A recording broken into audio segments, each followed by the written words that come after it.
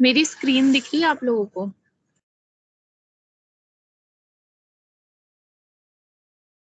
सर्वगत रोग हम लोग स्टार्ट करेंगे अब।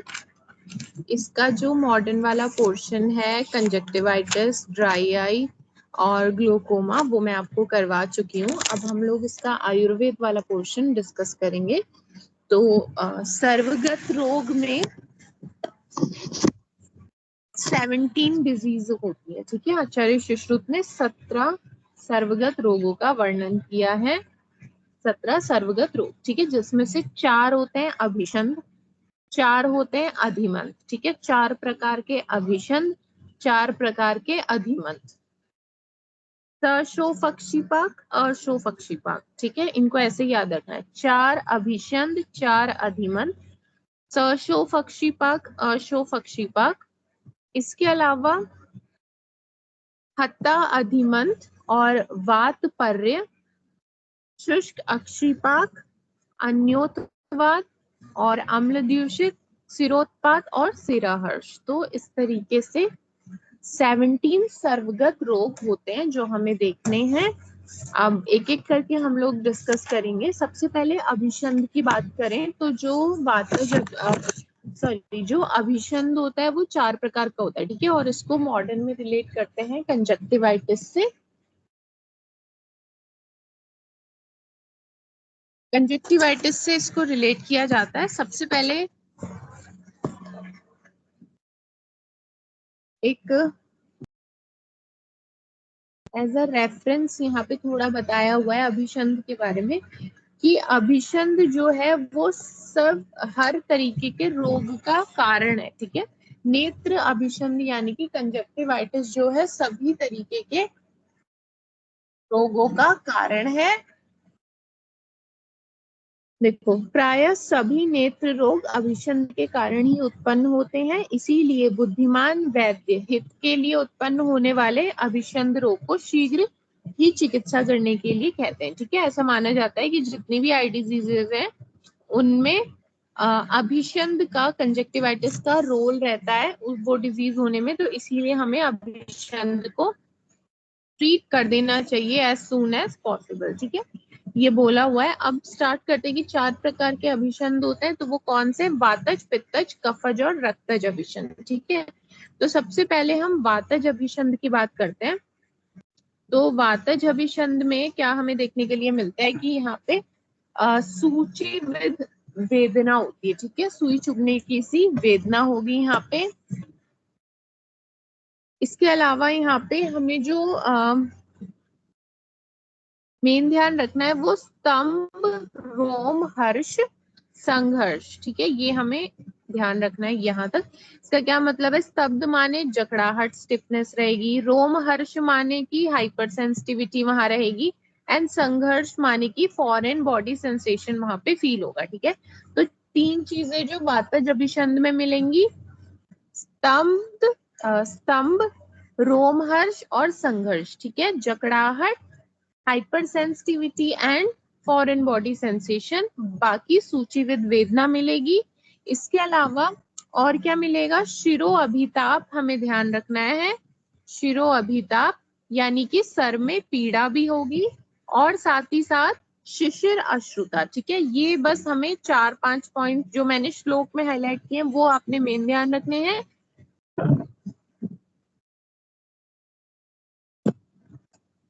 शिशिर अश्रुता, इसका मतलब होता है कि नेत्र से ठंडे आंसू का निकलना, ठीक है। इस तरीके का वो पेशेंट को फील होगा। तो जो वातज अभिषंध का पेशेंट है वो क्या क्या उसको होगा? स्तंभ, रोमहर्ष, संघर्ष, शिरो अभिताप और शिशिर अश्रुता। ये कुछ 3-4 पॉइंट है जो आपने वातज अभिषंध के लिए ध्यान रखने हैं। इसके अलावा वाग्भट वाला रहन दीजिए, इसको याद मत करिए। सुश्रुत का मेन श्लोक के हिसाब से याद कर लीजिए। और ये एक वातज साध्य व्याधि मानी गई है। एंड अभी ट्रीटमेंट इन सबका एक साथ ही बताया जाएगा, ठीक है। उसके बाद नेक्स्ट जो हम डिस्कस करेंगे वो करेंगे पित्तज अभिषंध के बारे में। तो पित्तज अभिषंध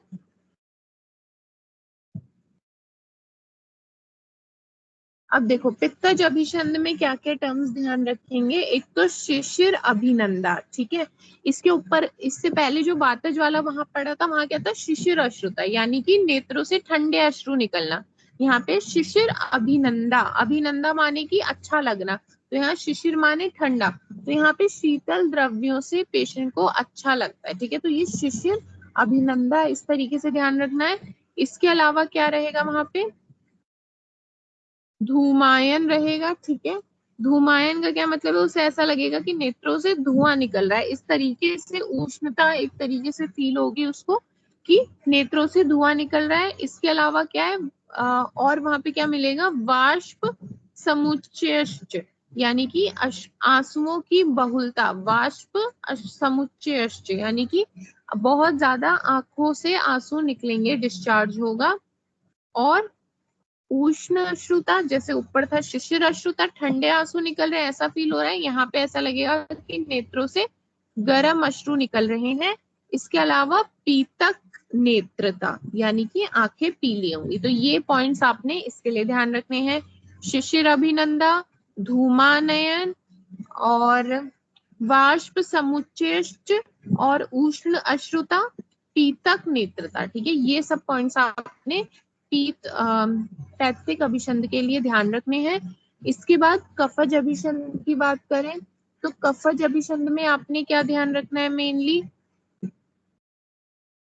उष्ण अभिनंदा, ठीक है। जैसे देखो यहाँ पे उष्ण अभिनंदा इसलिए भी ध्यान रखना है क्योंकि वातज वाला भी प्रॉपर्टीज तो सेम है, दोनों में शीत शीत होता है वात कफ, लेकिन वहां पे इस तरीके की कोई बात नहीं बोली है। उष्ण चीजों के स्पर्श से अच्छा लगता है, वो स्पेशली कफज अभिसंध के रोगियों को लगता है। इसके अलावा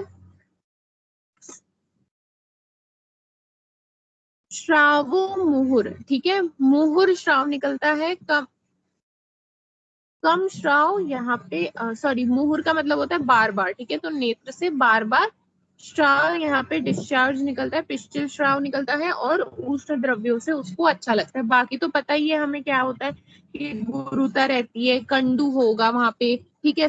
अति शैत्यम की उसको बहुत शीतल स्पर्श में जो है उसको शीतल बहुत फील होगा, ठंड सा फील होगा। ये सारी चीजें तो हमें पता ही है कि बेसिक होती है। तो ये मेन आपने ध्यान रखना है कफज के लिए, ठीक है। अब रक्तज अभिसंध में क्या ध्यान रखना है, रक्तज अभिसंध में किस तरीके के अश्रु है, तो यहाँ पे ताम्र अश्रु है ऐसा फील होगा, ठीक है। और साथ ही साथ ताम्र अश्रु है और लोहित नेत्रता है, ठीक है। रेड कलर के नेत्र हो रखे हैं, ताम्र वर्ण के अश्रु निकल रहे हैं ऐसा फील होना है, रेड कलर के नेत्र हो गए हैं ऐसा फील होगा। और राज्य समन्ताद अति लोहिताश्च, ठीक है। राज्य समन्ताद अति लोहिताश्च माने कि चारों ओर से नेत्र में लाल रंग की सिराएं दिखाई देंगी और बाकी लक्षण पित्तज अभिसंध के जैसे होंगे, ठीक है। और ये रक्तज साध्य व्याधि है। तो इस तरीके से ये 4 अभिसंधों का वर्णन कर दिया गया है। अब यहाँ पे अभिसंध और अधिमंत, ठीक है, दोनों की चिकित्सा का एक साथ ही वर्णन कर दिया गया है। तो आपने दोनों की चिकित्सा में ये सेम पॉइंट लिख देना है, चाहे वो वातज अभिसंध हो चाहे वातज अधिमंत हो, ठीक है।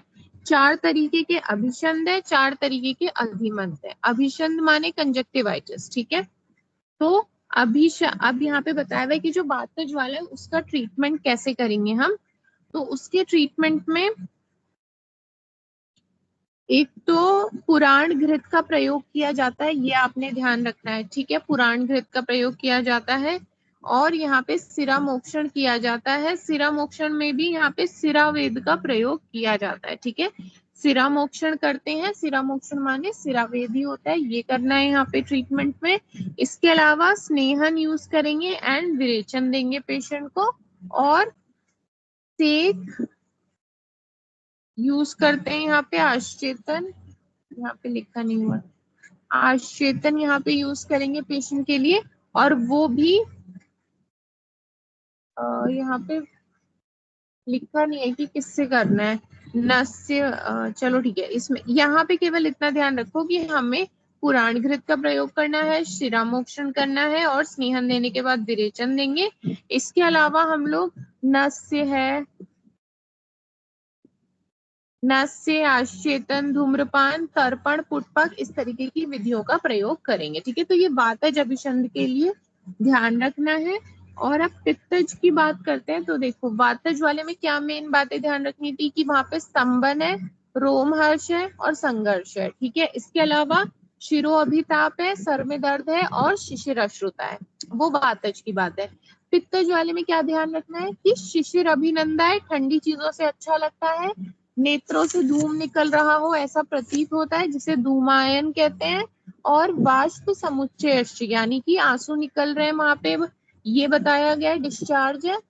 उष्ण अश्रुता है माने कि आंखों से गर्म अश्रु निकल रहे हैं ऐसा फील होना, एंड पीतक नेत्रता यानी कि नेत्र पीले ऐसा फील होना। ठीक है, ये सब पित्तज अभिसंध के बारे में।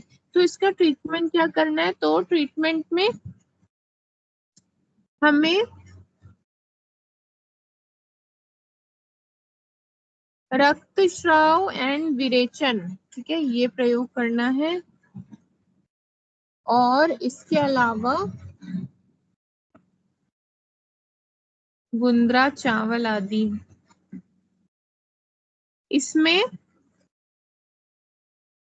तर्पण, सेक एंड नस्य चिकित्सा का भी वर्णन किया गया है। इसके अलावा जो अंजन भी यहाँ पे हमें लेख्य अंजन यूज करना होता है। और बस केवल इतना ध्यान रख लीजिए। तो ये सारी चीजें हमें यहाँ पे इसके ट्रीटमेंट में करनी है। ये था पित्तज अभिसंध। अब बात करते हैं नेक्स्ट कफज अभिसंध के लिए। ठीक है, कफज अभिसंध की बात करते हैं।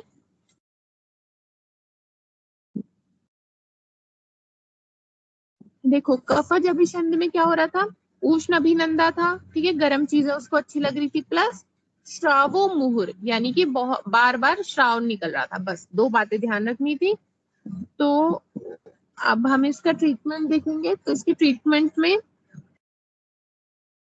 सिरामोक्षण करना ही है। इसके अलावा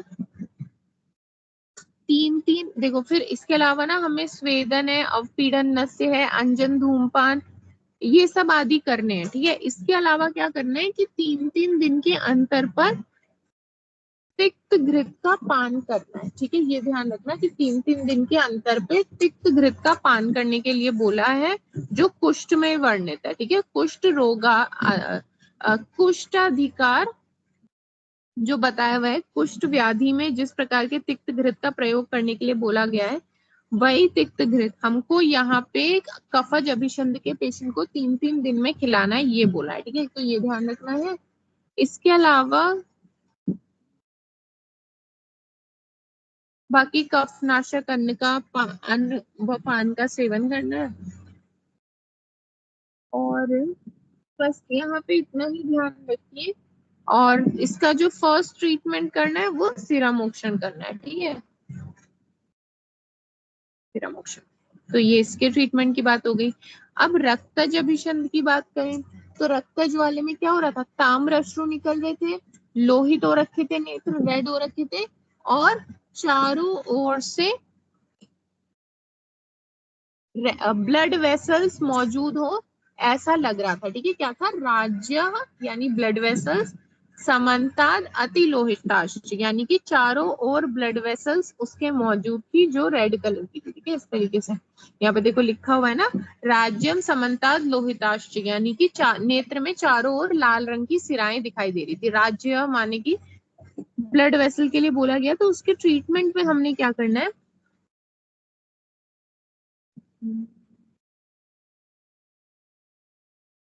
यहाँ पे बोला है रक्तज अधिमन, रक्तज अभिसंध, सिरोत्पाद एंड सिराहर्ष, 4 डिजीजेस है।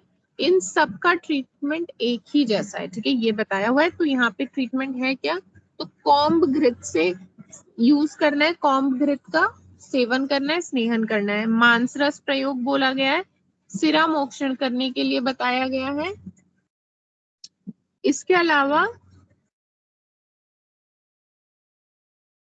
विरेचन और शिरोविरेचन नस्य का प्रयोग यहाँ बोला गया है। ठीक है, ये आपने इसके ट्रीटमेंट में ध्यान रखना है। फिर जैसे मैंने बताया कि अभिसंध को तो कंजक्टिवाइटिस से रिलेट किया जाता है, और कंजक्टिवाइटिस मैं आपको पढ़ा चुकी हूँ मॉर्निंग के क्लास में। मैंने वहां पे बैक्टीरियल, वायरल, एलर्जिक तीनों टाइप के कंजक्टिवाइटिस डिस्कस किए थे। ठीक है, तो ये हो गया अभिसंध के बारे में, ये सब लिखा हुआ है इसमें।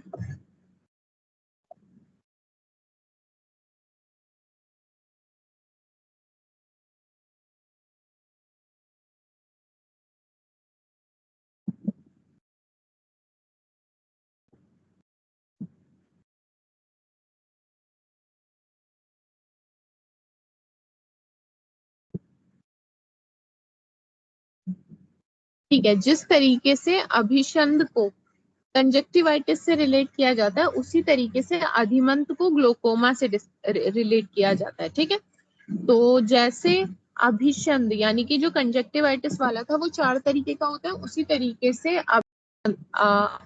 अधिमंत यानी कि जो ग्लूकोमा वाला है वो भी 4 तरीके का होता है, वातज, पित्तज, कफज और रक्तज। ठीक है, ये भी 4 तरीके का है। और जो हमने अभिसंध देखा कंजक्टिवाइटिस वाला, वो भी 4 तरीके का, ये आपने ध्यान रखना है। इसमें अब अधिमंत की बात करते हैं।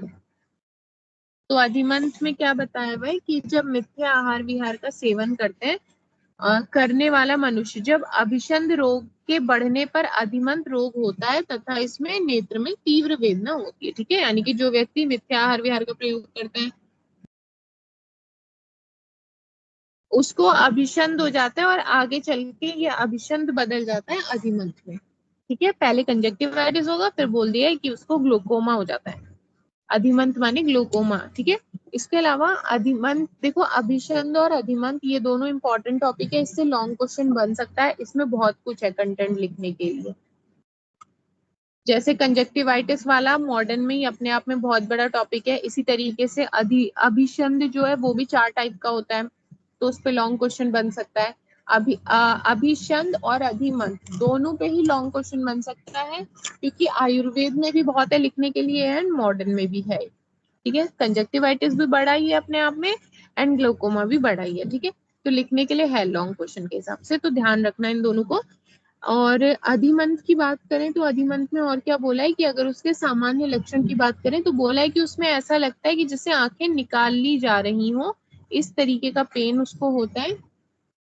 क्योंकि यहाँ पे ऐसा लगता है कि मथनी से, जिससे मक्खन बनाया जाता है मथ के, ठीक है, तो उस प्रकार से जैसे मथनी से मथा जा रहा हो, उसके समान पीड़ा होने के कारण इसे अधिमंत कहा जाता है। और नेत्र के आधे भाग में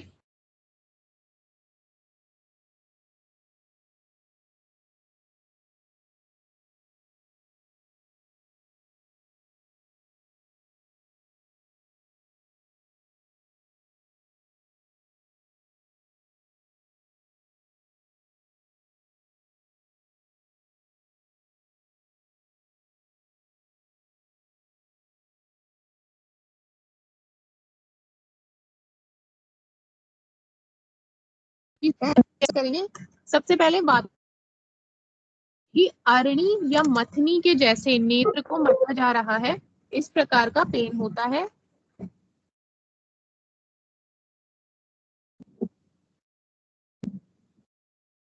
जैसे अरणी या मथनी से, ठीक है, नेत्र को मथा जा रहा है, इस तरीके का बहुत तीव्र पेन यहाँ पे होता है। जैसे वातज वाला है तो वातज में पेन बहुत ज्यादा रहेगा। ठीक है, और स्टार्टिंग में भी यही बोला है कि इसमें सेंसेशन ही ऐसी होती है कि जैसे नेत्र को निकाला जा रहा हो, उस प्रकार का तीव्र पेन।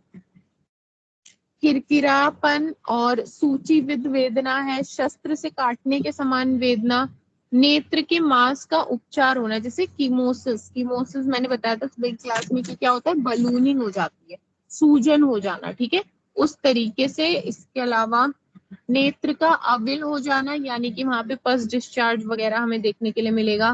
फटने के समान वेदना होना। ठीक है, आधमान, इंट्राओक्युलर प्रेशर बढ़ जाना। ठीक है, टेंशन या आधमान से उसी को हमें रिलेट करना है, इंट्राओक्युलर प्रेशर का बढ़ जाना। इसके अलावा व्यपेथु आदि इस तरीके की वेदनाएं और सिर के आधे भाग में पेन। ठीक है, ये सब ध्यान रखना है कि देखो वातज अधिमंत में अलग अलग तरीके का पेन बताया कि जैसे मथनी से मथ रहे हो इस प्रकार का नेत्र में पेन होगा, नेत्र को निकाल दिया जा रहा है उस प्रकार का पेन होगा, शस्त्र से काटने के समान सूचीविद वेदना, और अलग अलग टाइप के यहाँ पे पेन का डिस्क्रिप्शन हमें देखने के लिए मिलता है, जो आपने ध्यान रखना है। ठीक है,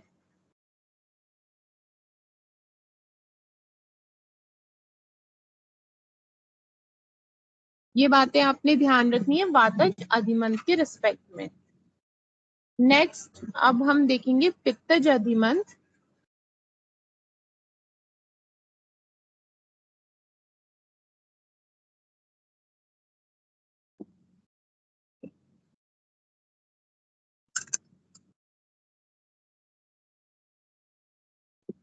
पित्तज अधिमंत की बात करते हैं हम।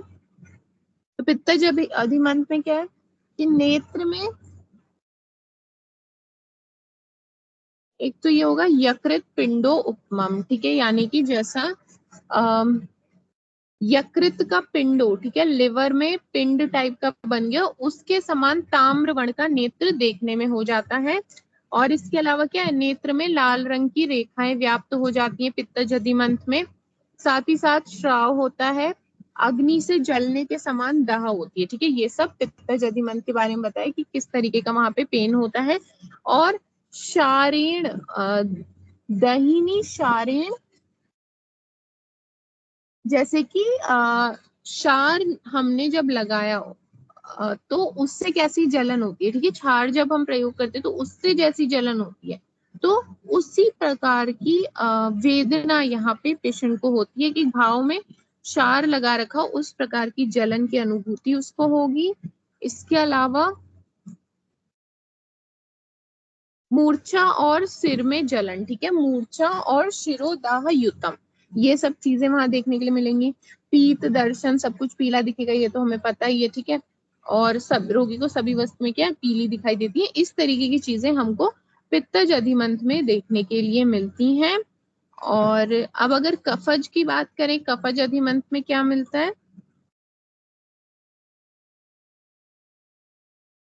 कफज अधिमंत में यहाँ पे शोफ होता है, लालिमा कम होती है। ठीक है, स्वेलिंग एंड रेडनेस यहाँ पे कम देखने के लिए मिलती है। श्राव, कंडू, ये तो हमें देखने के लिए मिलेगा ही। नेत्र जो है स्पर्श में शीतल होगा, भारी है, पिछल है, मलयुक्त है, ये सब तो कफ की कैरेक्टरिस्टिक प्रॉपर्टी है, ये सब तो मिलेगा ही। इसके अलावा जो इम्पोर्टेंट है कि उसको ऐसा लगेगा पाशु पूर्णम अविलम। ठीक है, पाशु पूर्णम, यानी कि पाशु पूर्णम का मतलब है कि रोगी को धूल से व्याप्त दिखेगा सब कुछ। ठीक है, धूल से व्याप्त दिखेगा और उसको कुछ साफ नहीं दिखेगा। तो अल्टीमेटली इनके कहने का मतलब है कि उसको ब्लड विजन होगा। ठीक है, ब्लड विजन होगा, धुल धुला दिखाई देगा, सब साफ नहीं दिखेगा। जैसे ऊपर क्या था कि उसको सब कुछ पीला दिख रहा था, यहाँ पे उसको ऐसा लगेगा पाशु पूर्णम, सब कुछ उसको पाशु पूर्णम अविलम, यानी कि उसको सब धुंधुला सा, ब्लर्ड विजन, सब कुछ धूल से व्याप्त कुछ इस प्रकार का दिखाई देगा। इसके अलावा सिर में वेदना उसको रहेगी, और बस इतना ही ध्यान रखना। ठीक है, सर में पेन तो हर तरीके के अधिमंत में देखने के लिए मिलेगा। तो ये हो गया कफज अधिमंत। ठीक है, अब रक्तज अधिमंत की बात करें तो रक्तज अधिमंत में क्या हमें देखने के लिए मिलेगा। हाँ, यहाँ पे जपा पुष्प के जैसा,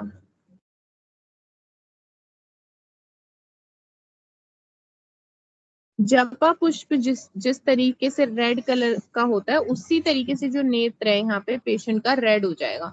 तो नेत्र जपा पुष्प के समान लाल वर्ण का हो जाएगा, आंखों के सामने अंधेरा छा जाएगा। ठीक है, इसके अलावा स्पर्श सहन नहीं कर पाएगा, अस्पर्श, स्पर्शत्वम होगा। यहाँ पे देखती हूँ एक सेकंड श्लोक में क्या।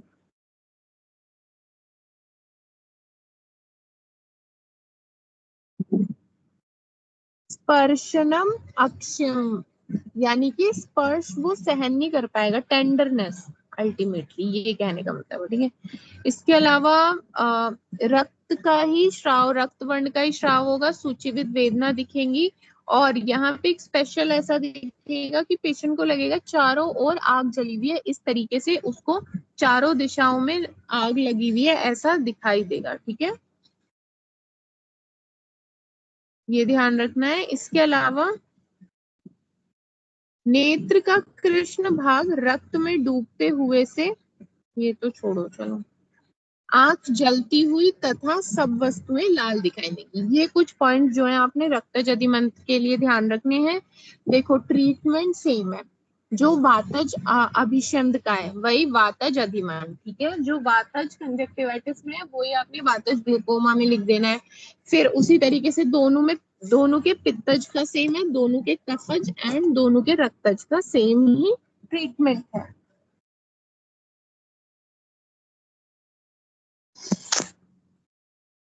तो यहाँ पे क्या बताया हुआ है कि जो ट्रीटमेंट है,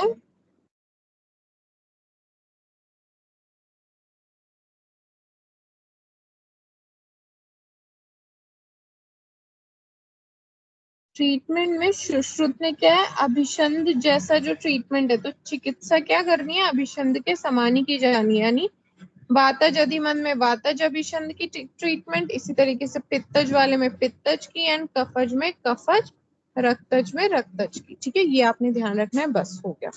अष्टांग वाला याद करने की जरूरत नहीं है।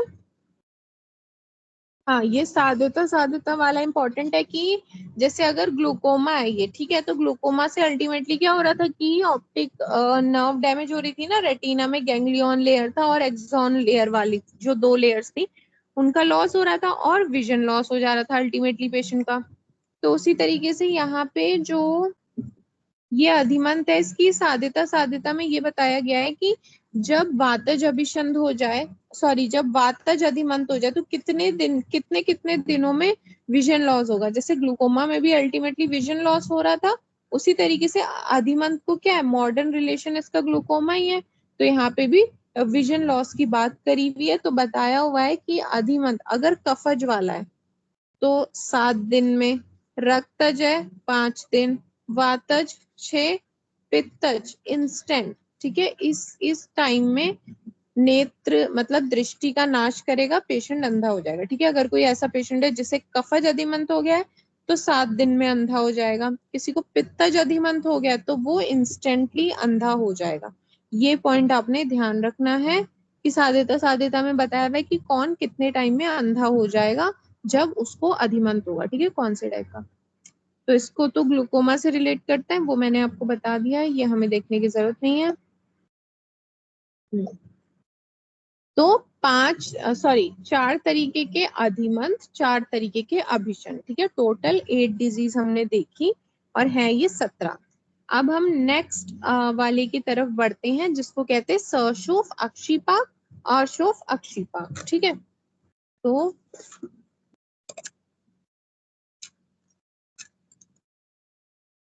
अब बात करते हैं सशोफ अक्षिपाक में। एक, हाँ, यहाँ पे आपने क्या ध्यान रखना है, ये होगा पक्व उदुम्बर सन्निभम, यानी कि पके हुए उदुम्बर फल के जैसा। नेत्र का वर्ण कैसा होगा, पक्व उदुम्बर फल के जैसा। ठीक है, गूलर पक्व गूलर फल के समान नेत्र दिखाई देगा, ये आपने ध्यान रखना है। इसके अलावा त्वक शोफ, त्वच वहां पे शोफ हमें देखने के लिए मिलेगा। ठीक है, नेत्र में शोफ हमें देखने के लिए मिलेगा। इसके अलावा श्रावम उष्णम शीतम अंबु। ठीक है, श्रावम उष्णम शीतम अंबु, कहाँ लिखा है इसमें? श्रवेदश्च, यहाँ पे ये लिखा हुआ है श्रवेदश्च सम उष्णम शीतम अंबु पिच्छलम। ठीक है, इसका मतलब क्या है कि नेत्र में से कैसा श्राव निकलेगा उसके बारे में बताया हुआ है कि कभी ठंडा श्रवेद, ये थोड़ा यहाँ पे होना चाहिए चलो ठीक है, कोई नहीं। श्रवेदश्च सम उष्णम शीतम अम्बु, ठीक है। उष्णम शीतम अम्बु यानी कि उष्ण भी शीत भी, श्रवेद यानी कि कभी गर्म कभी ठंडा श्राव वहां से बहता है। ये आपने ध्यान रखना है। ये कब होता है? सरसों पक्षीपाक में ये चीज हमें देखने के लिए मिलती है। बाकी और इसमें कुछ नहीं ध्यान रखना है, इतना ही ध्यान रखना है, ठीक है। और अब ट्रीटमेंट की बात कर लेते हैं, ठीक है। ट्रीटमेंट दोनों के लिए सेम बताया हुआ है, सरसों पक्षीपाक अर्शो पक्षीपाक दोनों के लिए ट्रीटमेंट सेम बताया हुआ है। और दोनों चीज को ही यूवीआइटिस से रिलेट किया हुआ है, ठीक है। दोनों को यूवीआइटिस से रिलेट करके बताया हुआ है। देखो ट्रीटमेंट दोनों का इकट्ठा देख लेते हैं, ठीक है। सरसों फरसों का अक्षिपाक का जो ट्रीटमेंट है वो एक ही बताया हुआ है। तो यहाँ पे क्या करना है, हमने स्नेहन स्वेदन कराना है, उसके बाद करा देना है सिरावेद, ठीक है। आप सर्वगत नेत्र रोग देख रहे हैं, यहाँ पे सिरावेद सिरा मोक्षण का बहुत वर्णन देखने के लिए मिल रहा है, ठीक है। ये आपने ध्यान रखना है। तो यहाँ पे हम स्नेहन स्वेदन कराएंगे, उसके बाद करा देंगे सिरावेद, और सिरावेद कराने के बाद फिर नॉर्मल वही आई के जो ट्रीटमेंट है, सेक है, आशेतन, नस्य, फुटपाथ आदि का प्रयोग हमें करना है। ये बात ध्यान रखनी है एक तो। इसके अलावा जो ध्यान रखना है वो ये है कि हमको यहाँ पे मांस का प्रयोग करने के लिए बोला गया, ठीक है। कि हमें क्या करना है, ताम्र के पात्र में ये इसमें पता नहीं लिखा है नहीं लिखा है वो चीज, आचार्य सुश्रुत ने यहाँ पे सैंधव युक्तम, एक सेकंड, हाँ यहाँ नहीं है, यहाँ पे है, ये वाला पॉइंट है,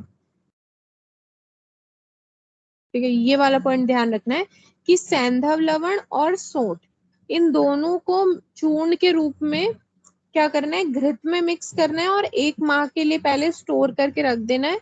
उसके बाद स्त्री दुग्ध के साथ मिलाकर आश्रितन और अंजन के रूप में इस चीज का प्रयोग करना है, ठीक है। ये एक तो इम्पोर्टेंट पॉइंट है जो ध्यान रखना है। और एक और इसमें हमें यूज करना होता है जिसे जाति पुष्प अंजन कहते हैं, जो कि यहाँ पे नहीं दिया हुआ है शायद, नहीं दिया हुआ है तो छोड़ो। जाति पुष्प अंजन भी हम एक इसमें प्रयोग करने के लिए बताया हुआ है, कोई बात नहीं। आप बस इतना ध्यान रखिए, सरसों पक्षीपाक और अर्शो पक्षीपाक दोनों ही को यूवीआइटिस से रिलेट किया जाता है। दोनों का ट्रीटमेंट सेम है। ट्रीटमेंट में क्या करेंगे, पहले स्नेहन स्वेदन कर देंगे, उसके बाद सिरावेद कर देंगे, एंड देन नॉर्मल नॉर्मल सेक, आश्चेतन, नस्य आदि का प्रयोग करेंगे। और फिर उसके बाद एक स्पेशल तरीके के अंजन और आश्चेतन बनाने के लिए बोला गया है यहाँ पे, वो हमने बना लेना है, ठीक है। सैंधव लवण सोंठ आदि से बना के फिर स्त्री दुग्ध उसमें मिक्स करना है, देन उससे हमें अंजन और आश्चेतन करना है। तो ये हो गया सशुभ और अशुभ पक्षपात, दोनों का ट्रीटमेंट सेम है। अधिमंथ और अभिषंध का ट्रीटमेंट सेम है। सशोफ एंड अशोफ पक्षीपाक का ट्रीटमेंट सेम है। हम आचार्य सुश्रुत के हिसाब से ध्यान रखेंगे। वाग्भट ने अलग अलग बोला है, लेकिन इतना पढ़ने की जरूरत नहीं है, वो कंफ्यूजन करता है फालतू में। और पीजी के लिए भी केवल आचार्य सुश्रुत वाला ज्यादा इंपॉर्टेंट है, ठीक है। अब अशोक की बात करते हैं, अशोक पक्षीपाक, ठीक है। अशोक पक्षीपाक में क्या ध्यान रखना है कि जो भी हमने सशो पक्षीपाक में लक्षण देखे, ठीक है, वो सभी हैं। जैसे कि हमने क्या देखा था वहां पे, पक्व उदुम्बर सन्निभम यानी कि पके हुए गूलर के फल के समान त्वक शोफ था, और कभी शीत कभी उष्ण अश्रुओं से मतलब श्राव हो रहा था, ठीक है, कभी उष्ण कभी शीत। तो वो सारे ही लक्षण आशो पक्षीपाक में भी देखने के लिए मिलेंगे एक्सेप्ट शो, ठीक है। स्वेलिंग नहीं होगी यहाँ पे, बाकी सेम है, पक उदम्बर सन्निभम, कभी उष्ण श्राव निकलना कभी शीत श्राव निकलना, ये दोनों चीजें मिलेंगी, लेकिन स्वेलिंग नहीं होगी। ये आपने ध्यान रखना है, ये आचार्य सुश्रुत ने बोला है, ठीक है। ये हो गया इसका लक्षण, और ये भी त्रिदोष साध्य व्याधि है और इसको यूवियाइटिस से रिलेट किया। यूवियाइटिस हम लोग डिस्कस कर चुके हैं बस, और दोनों का ट्रीटमेंट सेम है, वो आपने ध्यान रखना है, ठीक है। फिर अब हम डिस्कस करेंगे नेक्स्ट डिजीज जिसका नाम है हाता अधिमंत, ठीक है। ये जो है इसका ट्रीटमेंट नहीं है क्योंकि ये एक असाध्य व्याधि है और इसको फाइसिस बल्बाई से रिलेट किया जाता है। आई यहाँ पे सॉफ्ट हो जाती है, दिखाती हूँ।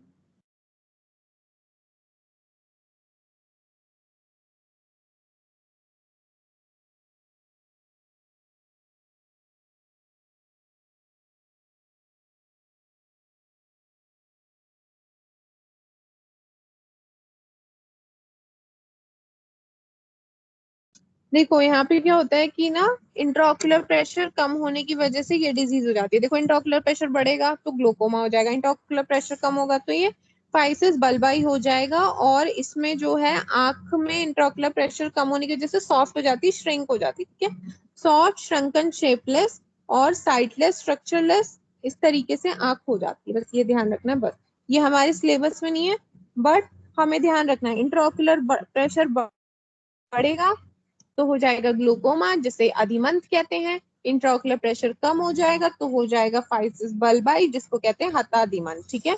और ये कंप्लीटली इनक्योरेबल डिजीज है, असाध्य बोली गई है, ये आपने ध्यान रखना है। अब देखो इसमें ये क्या है, अगर अधिमंत रोग की उपेक्षा कर दी जाए, ठीक है, यानी कि अधिमंत की उपेक्षा करने पे क्या होगा, वात यहाँ पे प्रकोपित हो जाता है और नेत्र का शोषण कर देता है। नेत्र में तीव्र वेदना होती है और ये एक प्रकार का असाध्य रोग है, ये हमें ध्यान रखना है। यहाँ पे सिराओं में स्थित प्रकोपित वात क्या करता है, नेत्र को बाहर निकाल देता है और ये असाध्य व्याधि है। ये आपने ध्यान रखना है कि ये होती किससे है। तो जब हम लोग उपेक्षा कर दें किसकी, अधिमंत की, तो वात वहां पे प्रकोपित होकर नेत्र का शोषण कर देता है और फिर क्या होगा, रुजा होगी बहुत ज्यादा। और क्या होगा कि यहाँ पे सिराओं में स्थित प्रकोपित वात नेत्र को बाहर निकाल देता है और ये एक प्रकार का असाध्य रोग कहलाता है, ठीक है, ये आपने ध्यान रखना है। और फाइसिस बल्बाई से रिलेट करते हैं, लो इंट्राऑक्यूलर प्रेशर के कारण होती है। ये हमने पढ़ना नहीं है, हमारे सिलेबस में है नहीं, बस ध्यान रखना है कि ये कंप्लीटली असाध्य व्याधि है, बस इसका इतना ही ध्यान रखना है, ठीक है। अब नेक्स्ट जो हम पढ़ेंगे वो पढ़ेंगे वातपर्य। इसको प्लेन ऑक्यूलर पेन से डिनोट किया गया है, ठीक है, मतलब कि आंखों में दर्द होना ही बस उसको बताया गया है, इसके अलावा इसके बारे में और कुछ नहीं वर्णन मिलता। तो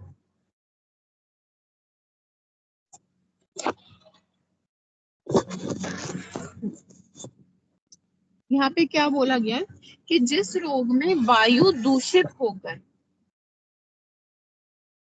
क्रम से कभी पश्चिमों में, कभी भ्रू प्रदेश में, कभी अक्षिगोलक में अवस्थित होकर संचरण करता हुआ पीड़न करता है, उसको वातपर्याय कहते हैं।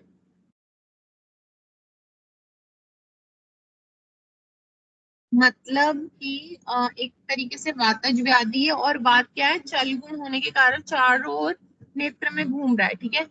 पक्ष कभी आईलैशेस वाले एरिया में चला जा रहा है, आईलिड के मार्जिन पे आईलैशेस वाले एरिया में, कभी भ्रू प्रदेश में, आईब्रो में, कभी अक्षिगोलक में, पूरे नेत्र में, ठीक है।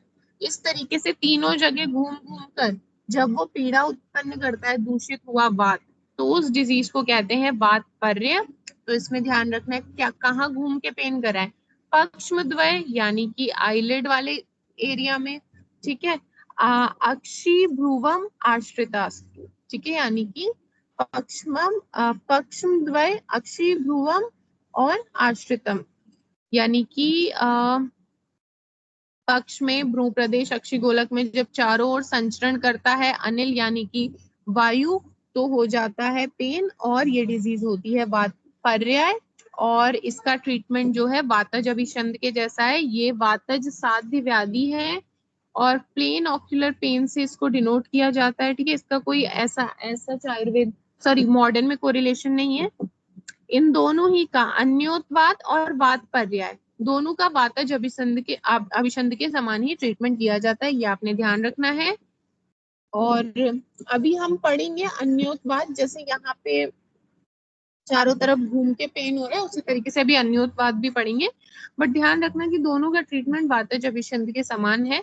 नेक्स्ट डिजीज अब हम देखते हैं जिसका नाम है शुष्क अक्षिपाक। ठीक है, इसको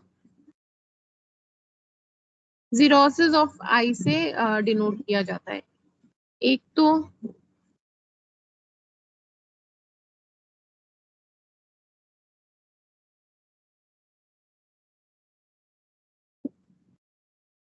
ड्राई आई समझ सकते हैं हम इसे एक तरीके से।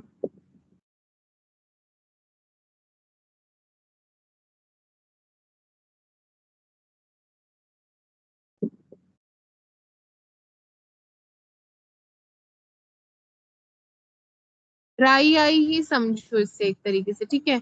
ये जीरोसिस कंप्लीटली वो वाला नहीं है, बट हाँ एक तरीके से ड्राई आई है, ठीक है। देखो इस तरीके से ड्राई स्केली लीजन यहाँ पे हो जा रहा है, बस इतना मोटा मोटा ध्यान, जैसे उसके नाम से पता चल रहा है शुष्क अक्षिपाक, यानी कि ड्राइनेस है वहां। जीरोसिस का मतलब ही ड्राइनेस होता है, ठीक है, ये आपने ध्यान रखना है। चलो अब इसे देख लेते हैं फटाफट। तो है शुष्क अक्षिपाक, इसमें क्या हो रहा है, नेत्र संकुचित हो रहा है, वर्त्म कठोर व रुक्ष हो जा रहा है, ओके।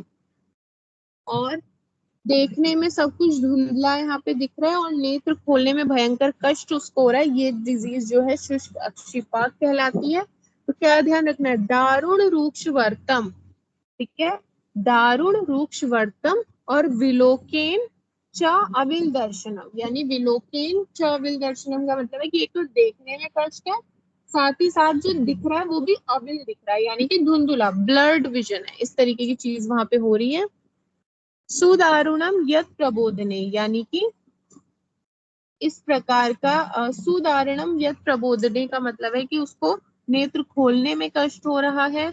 और विलोकने च अविल दर्शने, यानी कि देखने में धुंधुला दिख रहा है। दारुण रूक्ष वर्तम, यानी कि ड्राई कठोर वर्तम वहां पे है। और इस तरीके का जो डिजीज है उसको वातज साध्य व्याधि कहा जाता है, जो कि है शुष्क अक्षिपाक।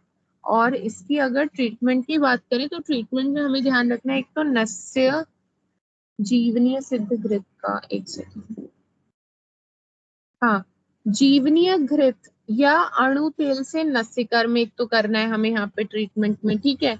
इसके अलावा परिषेक करना है नॉर्मल सेलाइन से, ऐसा समझो, ठीक है, परिषेक करना है हमें नॉर्मल सेलाइन, यानी कि सैंधव लवण युक्त शीतल जल से हमें यहाँ पे परिषेक करना है। और अंजन के लिए हम लोग शुंठी को दुग्ध में घिसकर अंजन के रूप में उसका प्रयोग करने के लिए हरिद्रा, दारू हरिद्रा, इनका भी प्रयोग एज अ अंजन करने के लिए बताया गया, ठीक है। बस इतना ध्यान रखना, ये शुष्क अक्षिपाक का ट्रीटमेंट है। और इसके अलावा जो और ध्यान रखना है वो ये है कि यहाँ पे आनु जल में रहने वाले जो आनु प्रदेश और जो जल वाले एरिया में रहने वाले जो प्राणी होते हैं उनका जो वसा है उसको भी हम लोग यहाँ पे सैंधव और शुंठी के चूर्ण के साथ मिला के अंजन प्रयोग करने के लिए बोला गया है। ये कुछ इसका ट्रीटमेंट बताया गया है। एंड अब नेक्स्ट जो डिजीज हम पढ़ेंगे वो अन्योतवात पढ़ेंगे, ठीक है। एक हमने पढ़ा था वात पर्याय। वात पर्याय में क्या था कि दोनों आईलेट्स में, ठीक है, आईलिड मार्जिन यानी आईलैशेस वाला एरिया जो है पक्ष में, यानी आईलिड मार्जिन एंड आईलैशेस वाला एरिया, ठीक है, वहां पे आईब्रोज में और अक्षी गोलक में यानी आई बॉल में जब चारों इन तीनों जगह वात घूम घूम के पेन करता है तो वात पर्याय डिजीज होता है, उसका ट्रीटमेंट वातज अभिषण जैसा होता है। इसी तरीके से एक डिजीज है जिसका नाम है अन्योतवात। अन्योतवात में क्या होगा कि यहाँ पे जो वात है वो क्या करेगा, कंठ, कर्ण, शिरा, हनु, मन्या, इन जगह स्थित होकर वह अन्य स्थान में भी रहकर क्या करता है, कभी भ्रूण में कभी नेत्र गोलक में तीव्र वेदना करता है, इसको अन्योतवात कहते हैं, ठीक है। एक यहाँ पे जो डिफरेंस है वो मेन ध्यान रखना है कि यहाँ पे बताया हुआ है कि उसमें तो बोला था आईब्रो और आईलैशेस एंड आईबॉल, इन तीनों जगह ही रहेगा वात और इन तीनों जगह ही घूमेगा, ठीक है, ऑल्टरनेट करके जाता रहेगा, कभी आई बॉल में जा रहा है, कभी आईब्रो में जा रहा है, कभी आईलैशेस में, इन तीनों जगह जाके और पेन करेगा। लेकिन यहाँ पे बता दिया गया है कि वो कंठ में भी हो सकता है वात, कर्ण प्रदेश, शिरा, हनु, मन्या, कहीं भी हो सकता है, और फिर वो नेत्र गोलक में तीव्र वेदना कराता है। ये आपने मेन डिफरेंस ध्यान रखना है। इसका भी ट्रीटमेंट वातज अभिसंध जैसा ही किया जाता है, ठीक है, यहाँ पे बताया हुआ है इन दोनों का जो ट्रीटमेंट है वातज अभिसंध के जैसा किया जाता है, इसको भी ऑक्यूलर पेन से डिनोट करते हैं जैसा कि वात पर्याय में करते थे, ठीक है। अब जो नेक्स्ट डिजीज है वो है अम्ल दूषित। तो अम्ल दूषित, इसके अलावा बस दो और डिजीज है, 17 है, फिर ये खत्म हो जाएगा। देखते हैं अम्ल दूषित में क्या, जैसे इसके नाम से पता चल रहा है अम्ल, यानी कि यहाँ पे कोई खट्टी पदार्थों का वर्णन मिलेगा, यानी कि जब अम्ल पदार्थ और विदाही पदार्थ के सेवन से क्या है, नेत्र शोथ युक्त हो जाता है, नेत्र देखने में लाल व नीले वर्ण का हो जाता है, इस तरीके के डिजीज को अम्ल दूषित कहते हैं। पित्तज साध्य व्याधि है, ठीक है, नाम से अम्ल चीजें, विदाही चीजें हमेशा पित्त को बढ़ाती हैं। क्या ध्यान रखना है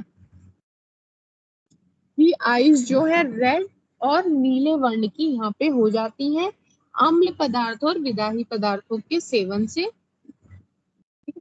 अब इसके ट्रीटमेंट की बात करें तो यहाँ पे अभी देखो, अभी तक जो भी हम पढ़ रहे थे ना, वहां पे क्या था कि सिरामोक्षण बहुत बताया गया था, सिरावेद बहुत वर्णन किया गया था कि हमें उसका ट्रीटमेंट करना है। सिरामोक्षण, सिरावेद, ये काफी जगह वर्णन मिला था, लेकिन जो ये अम्ल दूषित है, ये एक पहली ऐसी डिजीज हमें देखने के लिए मिली है जहाँ पे सिरामोक्षण या रक्त मोक्षण कॉन्ट्राइंडिकेटेड है। अम्ल दूषित और शुक्ति का रोग, ठीक है, शुक्ति का क्या था, जीरोप्थेल्मिया, जिसमें व्हाइट व्हाइट सा बन जा रहा था आंख में, ठीक है, शुक्ति के जैसा, शेल के जैसा एरिया बन रहा था ना, तो इन दोनों ही जगह रक्त मोक्षण या सिरामोक्षण कॉन्ट्राइंडिकेटेड है। बाकी जो भी हमने सर्वगत नेत्र रोग देखे वहां पे बताया जा रहा था कि हमें यहाँ सिरामोक्षण कराना है, लेकिन इसमें जो है कॉन्ट्राइंडिकेटेड है। तो फिर यूज क्या करना है यहाँ पे, तो यूज क्या करना है, त्रिफला या तिलवक घृत, ठीक है, त्रिफला घृत, तिलवक घृत अथवा पुराण घृत का पान करने का निर्देश यहाँ पे दिया गया है। और ये मेन जो ध्यान रखना, सिरा मोक्षण यहाँ नहीं करेंगे, अभी तक जो भी आप सिरा मोक्षण देख रहे थे सब में, लेकिन अम्ल दूषित एक ऐसी डिजीज है जहाँ सिरा मोक्षण नहीं करेंगे। अब नेक्स्ट जो हम पढ़ेंगे वो पढ़ेंगे सिरोत्पात।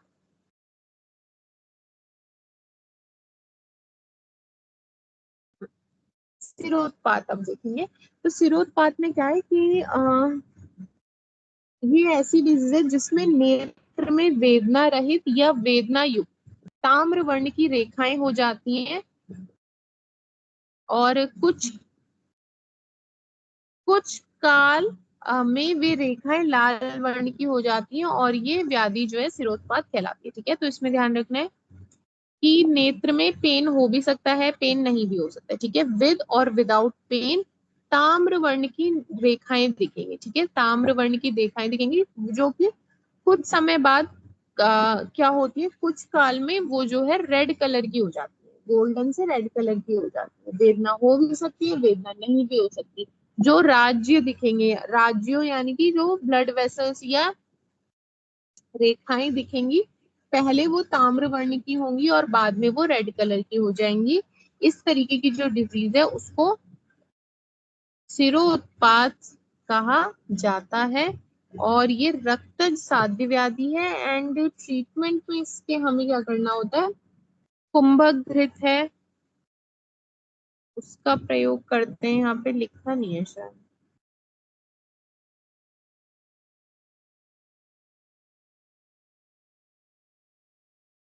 ठीक है चलो नहीं लिखते हैं, कोई बात नहीं। हम ध्यान रखेंगे यहाँ पे सैंधव व कासीस को गौघृत के साथ पीसकर अंजन लगाने के लिए बोला, एक तो ये आपने सिरोत्पात में ध्यान रखना है। इसके अलावा एक तो कासीस का वर्णन है, और स्वर्ण गैरिक का भी हमको यहाँ पे अंजन लगाने के लिए बोला गया है, ठीक है, ये। और फिर तो बाकी वही है, शंख है, मनासिला, नीलतुत, दारू, हरिद्रा आदि, इन सबका अंजन लगाने के लिए बोला गया। तो ये जो है सिरोत्पाद का ट्रीटमेंट बताया। अब सिराहर्ष, ठीक है, सिरोत्पाद में क्या था, विद और विदाउट पेन, रेखाएं दिख रही थी जो स्टार्टिंग में ताम्र कलर की थी और लेटर ऑन रेड कलर की हो गई थी, ठीक है। ट्रीटमेंट में केवल अंजन का प्रयोग है, काशी सादी अंजन, स्वर्ण गैरिक अंजन, इनका प्रयोग है। फिर दारू हरिद्रा वाला अंजन है, ये सब आदि प्रयोग। अब जो सिरा हर्ष है, ठीक है, सिरा हर्ष में क्या हमें ध्यान रखना है, सिरा उत्पात एंड सिरा हर्ष, ठीक है। तो सिरा हर्ष में क्या है कि अज्ञान से सिरा उत्पात की उपेक्षा कर दी जाए तो सिरा प्रहर्ष हो जाता है, ठीक है, सिरा हर्ष हो जाता है। अगर हम जो ऊपर इसके डिजीज की सिरोत्पात उसको इग्नोर कर दें तो सिरा प्रहर्ष रोग पेशेंट में देखने के लिए मिलता है। इसमें क्या है, नेत्र ताम्र वर्ण का गाढ़ा और स्वच्छ रक्त स्राव होता है। नेत्र जो है गाढ़े ताम्र वर्ण के हो जाते हैं, ठीक है, और वहां से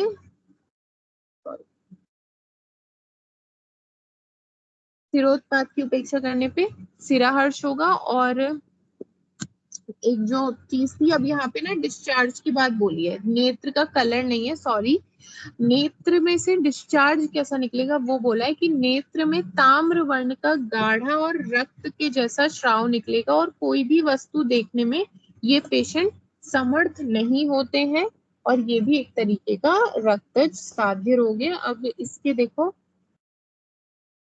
इन दोनों को ही, सिरा हर्ष और सिरा उत्पाद दोनों को स्क्लेराइटिस से रिलेट किया है, रेडनेस है, ब्लड वेसल्स उसमें ही दिखती है तो उससे रिलेट किया है। ट्रीटमेंट की बात करें तो दोनों का ट्रीटमेंट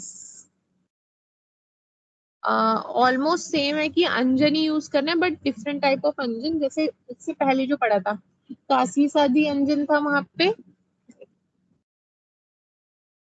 ये देखो, यहाँ पे स्वर्ण गैरिक अंजन है, काशी सादी अंजन है, दारू हरिद्रा का अंजन है, ये चीजें थी, ठीक है।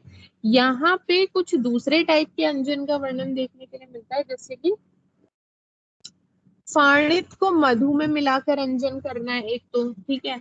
इसके अलावा रसांजन को मधु से युक्त कर देना है, उसका यूज करना है। कासीस और सैंधव को मिला के भी अंजन करने के लिए बोला हुआ है। और अम्लवेतस, स्त्री दुग्ध, राब, सेंधव लवण, इन सबको मिला के अंजन बनाने का प्रयोग की बोला है। तो सिरोत्पाद सिराहर्ष दोनों में ही अंजन का प्रयोग बोला गया है, और इन दोनों को ही स्क्लेराइटिस डिजीज से रिलेट किया जाता है, ठीक है। तो ये आपने ध्यान रखना है। इस तरीके से हमारा जो सर्वगत रोग का आयुर्वेद वाला पोर्शन है वो कंप्लीट हो जाता है। इसमें से 2 लॉन्ग क्वेश्चन बनने की बहुत ज्यादा पॉसिबिलिटी रहती है। इसमें से क्या, पूरे आई वाले में से भी अगर मैं बोलूँ ना कि सबसे ज्यादा लॉन्ग क्वेश्चन कहाँ बनेगा, तो यही बनेगा, अधिमंत अभिशन बहुत ज्यादा है उसमें, मतलब अच्छा खासा है लिखने के लिए कंटेंट, आयुर्वेद में भी प्लस मॉडर्न में भी। तो अधिमंत अभिशन लॉन्ग क्वेश्चन में आराम से आ सकता है। इसके अलावा बाकी जो डिजीज है वो उतना नहीं है कि लॉन्ग क्वेश्चन में आएंगी, आएंगी तो सब इकट्ठा ही पूछ लेगा कि सर्वगत रोगों का वर्णन करिए, ठीक है, तो पूरा ही पूछ लेगा। लेकिन अधिमंत अभिसंध को वो अकेले भी पूछ सकता है क्योंकि वो लॉन्ग क्वेश्चन के लिए, उसमें ज्यादा कंटेंट है, तो ये आपने ध्यान रखना है। इसके अलावा अब नेक्स्ट हम लोग दूसरी डिजीज जो इसके आगे है वो दृष्टिगत रोग वाला पोर्शन वो स्टार्ट करेंगे। अगर इसमें कुछ रह गया होगा तो फिर मैं देख लूंगी, वो फिर मैं कल करा दूंगी, वैसे बचा नहीं होगा। तो आज की क्लास के लिए इतना ही करेंगे, इसके नोट्स में अभी शेयर कर दूंगी आप लोगों से, ठीक है। Okay, thank you.